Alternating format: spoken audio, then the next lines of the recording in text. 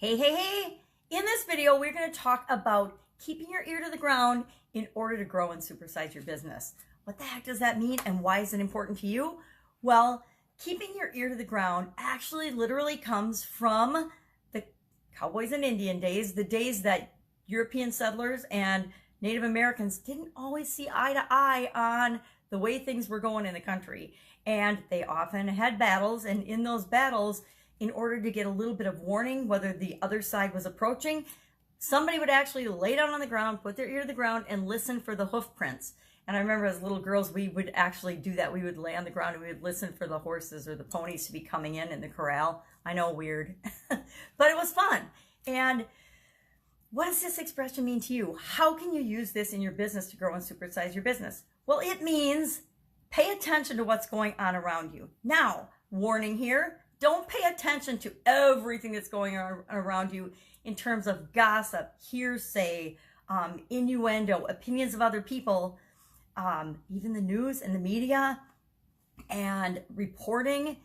Be aware that if it's causing you doubt, worry, fear, or anxiety or stress, it maybe isn't the right information to be listening to. You want to be listening to the things that will cause you to make better decisions, that will give you forewarning, and so that you're planned and prepared for things that happen and change, because change is inevitable, right? Things are going to change in our businesses and in our life, no matter what, no matter how much we would like things to stay the same. In some instances, a lot of times, change is what gets us excited about our lives. Change is what makes things fun, but we need to have some understanding of how to deal with those changes and that those changes are coming. Let me give you an example.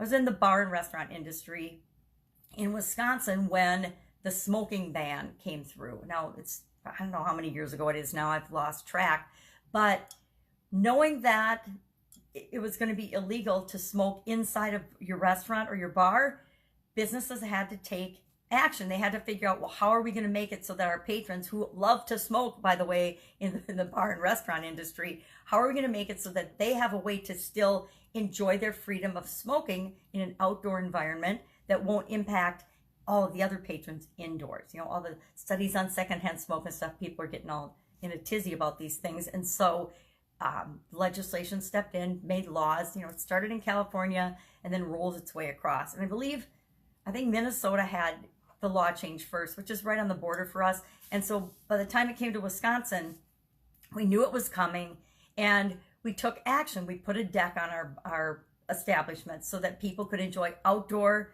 smoking. They could smoke outside on the deck, but it didn't impact our patrons and it met the needs of the law. So in my little town, in about a year period, every single bar and restaurant ended up with like an outdoor patio or a deck or a place for their patrons to smoke.